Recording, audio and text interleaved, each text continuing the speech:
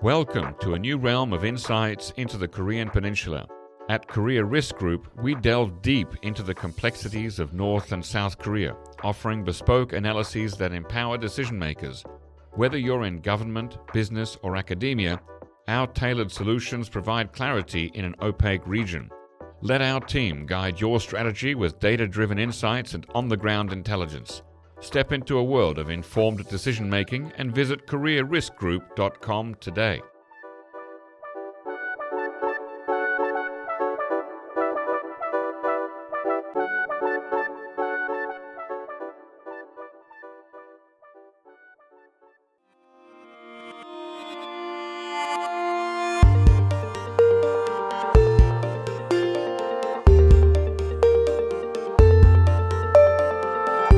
Hello listeners and welcome to the NK News podcast. This episode was recorded on Tuesday, the 3rd of December 2024, here in the NK News studio, and I am joined by my colleague Ifang Bremer. Ifang, welcome back on the show. Yeah, thanks for having me as always. So tell us what has been happening along the border between the two Koreas. You've done a few stories recently.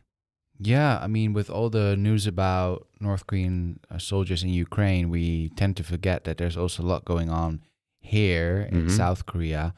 One thing that's definitely been a big news event here is the continuing back and forth of both balloons and broadcasts by these loudspeakers. Yeah. Right. So the latest on that is that Gyeonggi-do, which is the province closest to Seoul towards the north, And home of my Korean hometown, Pajushi. well, there you go. They've banned sending balloons because you have not a lot, but there are a couple of groups in South Korea that send balloons with anti-North Korean regime leaflets or Bibles or any kinds of things that promote their cause towards the north. Yeah.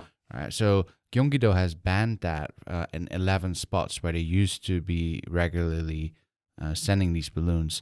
Now they've extended that ban indefinitely.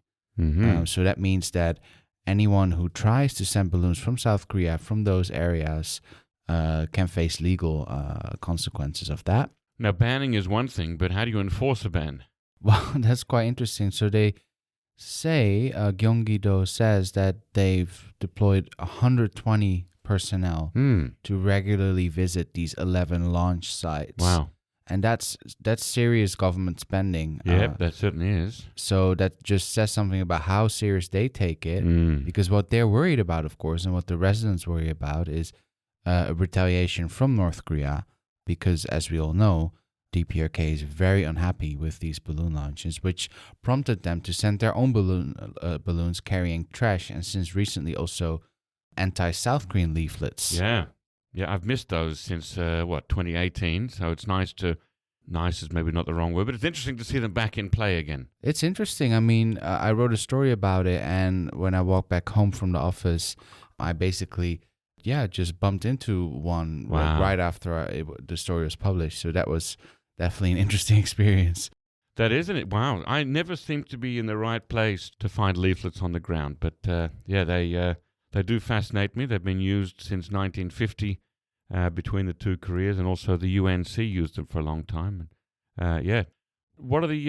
Have you looked at the messages of these leaflets coming from North Korea to South Korea? I haven't actually looked at them very closely, but we know that it basically they're targeting South Korean leadership. There's a lot of anti-President Yoon Suk-yeol and his wife, making fun of them, also emphasizing that, for example, depression is rampant in South Korea, those kind of things. So they definitely pick on things that could be sensitive in South Korea. Yeah. One thing that one theme that they're not using is anything remotely similar to unification and racial solidarity and come on brothers in the South, rise up and throw off the yoke of oppression of Yoon Suk-yeol and the American imperialists and join with us.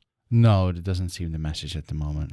Right. So they're trying to destabilize, but they're not trying to foment some sort of unification movement. No, it definitely seems just a tit for tat thing going on right now. But it's a new development. First, it was just trash, Right. paper, dirt, and now they're actually putting a bit more effort, it seems, in their operations. Yeah, that is interesting. Now, what about also along the borders? I think we've talked before about on the northern side, there was more fencing and fortification along the coasts, east and west, just north of the demilitarized zone, to possibly prevent people from defecting.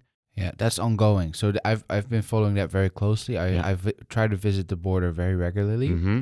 And every time I go, you can see North Korean soldiers on the other side, either working on new fences, clearing pathways. That's still very much an ongoing process. They're using dynamite to get rid of rocks, and it's a very active area right now of North Korean military activity to just really, really separate the two countries even more. Yeah, which, they've been separated enough for the last 70 years, but here's an extra level. Yes. An extra layer, right. Gosh, now, of course, in South Korea, along the coast, especially if you go to Gangwon-do, you can see those fences there as well, but there are gates where you can go through, at least during the daytime, to the beach. But I guess for civilians in North Korea, they probably won't have access to the beaches there. To the beaches? No. Actually, we also saw, we did a story earlier last year, I think, that North Korea used this pandemic to really enforce the fencing on the coasts as well. Yeah. So it's almost impossible for North Koreans to visit their own beaches. Right. Wow. Okay. Now, how about broadcasts into into North Korea from the south? So we've got different radio stations, but there are also some television stations that you've recently written about. Yes. So me and Chad, we wrote a story about South Korean mysterious TV broadcasts. So we took this portable TV, or Chad did, to the border and tuned in to channels that are usually not used in South Korea. There are frequencies that are more common in Europe.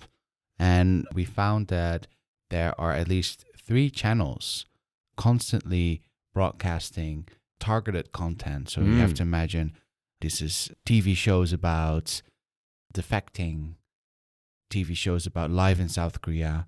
Also, news broadcasters show human rights segments. It's very much clear that this is a broadcast that's not intended to be known in the South, but definitely, hopefully, picked up in the North, according to who's sending it. And we don't know actually who is behind these channels. That said, it's a serious operation. Yeah. You cannot just start broadcasting TV, customized channels.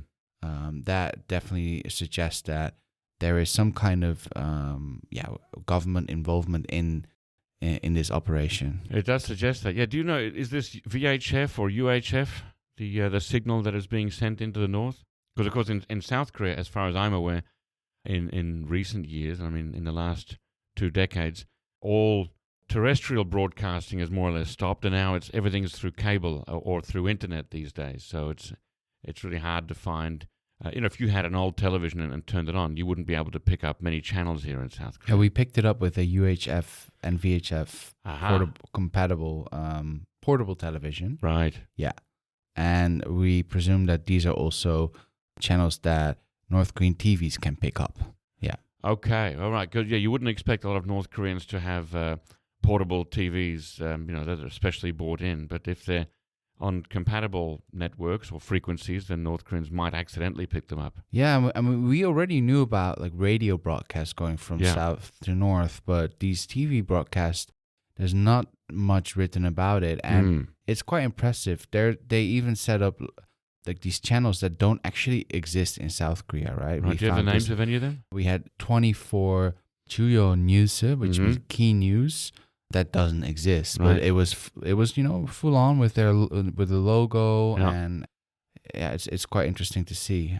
We're also not really clear what the intent behind this is, if it's just to annoy the North Korean government, or whether it actually, the people behind it hope that it will spark off more defections. We don't know, but what's clear is that on both sides there is some psychological warfare going on the border. Is some of the content on these TV stations originally South Korean TV content repurposed or rebroadcast into North Korea? Like, for example, is it Iman Gap? Is that one of the shows? Exactly. Yeah, it's mainly existing TV shows that have Okay. been repurposed with just a different logo on it. Right. We haven't found evidence that there's customized What about the news shows. broadcasts then? They're just very selective, North Korea focused news Okay, segments. but stuff that you might see broadcast on South Korean television. Yes. Okay, Yeah. all right. Presumably, I guess in your reporting, you sought comment from the South Korean government, various agencies and ministries. Yeah, we didn't get anything back. Okay, so that's a firm no comment there. Yeah, well, the Unification Ministry, they just simply said, we have nothing to do with this. Right. But, the intelligence agencies and also the Ministry of Defense, we didn't get anything back from them. Yeah. Interesting. Gosh, okay. Well, any last words or thoughts on the border before we move on to our next topic? No, I mean, I think it's most interesting that right now there's just so much activity there. Yes. And this is driving people living close to the border crazy. If you go there now, you see banners along the road hung up by residents that state, South and North both stop with your broadcasts, audio, because the people there, they're going nuts from all this sound. The loudspeakers. The North Korea broadcast white noise or strange, eerie moans and things. And South Korea sends, news and music, I suppose, and weather broadcast into... okay. I can only assume, because you probably didn't stay there for 24 hours to watch all of the broadcasts over a day, but I guess that they're probably including news about the Ukraine war and North Korea's involvement in it, in some of the broadcasts there. Definitely. There was a lot of content on the Ukraine war. They also showed a screen with phone numbers linking to Telegram channels from the Ukrainian government. Wow. All in Hangul, in Korean writing. Wow. For soldiers where they can defect, basically. So Gee. I'm not sure what the intent behind that is, because we have to assume that these soldiers are already they're already there. But definitely a lot of content related to that. Well, that brings me to my next theme. So why aren't we... This week, Volodymyr Zelensky, the president of Ukraine, said that North Korean soldiers have been killed and injured in some strikes in the Kursk region. Why are we not seeing more, hard proof, smoking guns, as it were, of North Korean involvement there? Yeah, that's a big question that everyone has. We definitely don't have much. There are 2 videos that early on came out from allegedly North Korean troops who are still close to the North Korean border in Russia.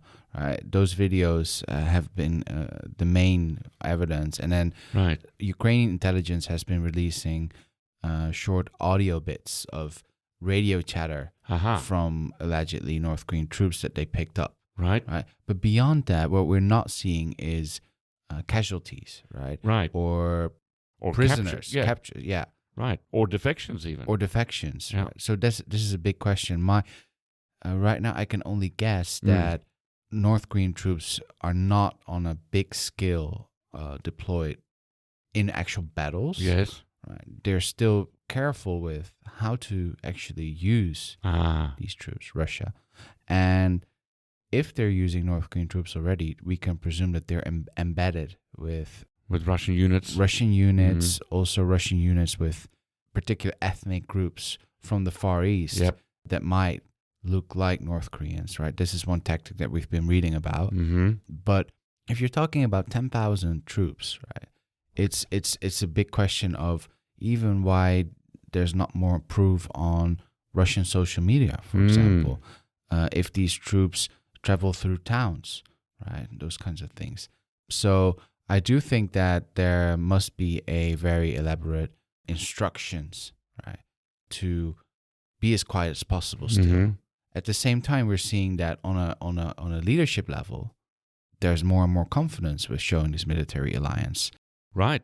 The Russian defense minister was just in Pyongyang recently. Yes. So it's still very interesting to see how this plays out and what's actually happening. And I'll keep my eyes out on whether we will see more proof of these North Korean troops.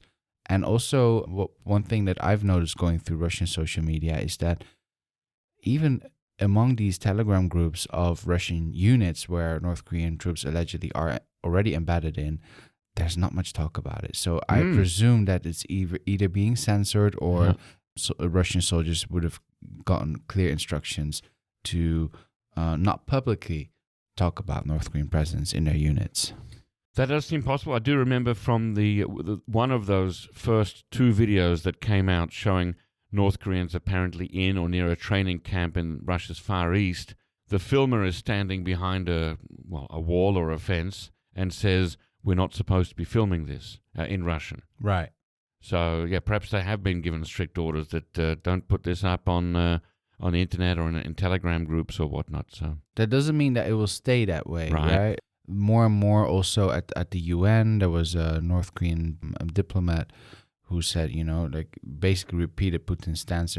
They're fulfilling their obligations according to the Mutual Defense Treaty. And this kind of language is becoming more and more common. Right. So I wouldn't be surprised if also, the presence of North Korean troops will slowly but surely, become more visible.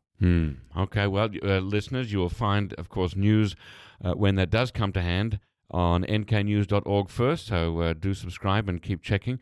Thank you very much, Ifang Bremer, and we'll talk to you again very soon. Yeah, thank you for having me.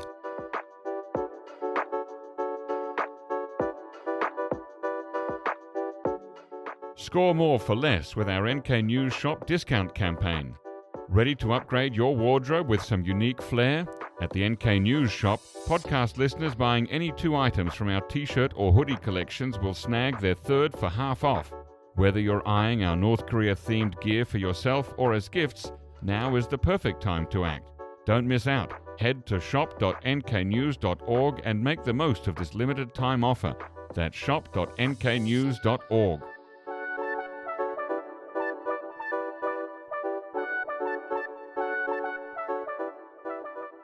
Ladies and gentlemen, that brings us to the end of our podcast episode for today. Our thanks go to Brian Betts and Alana Hill for facilitating this episode, and to our post-recording producer genius Gabby Magnuson, who cuts out all the extraneous noises, awkward silences, bodily functions, and fixes the audio levels. Thank you, and listen again next time.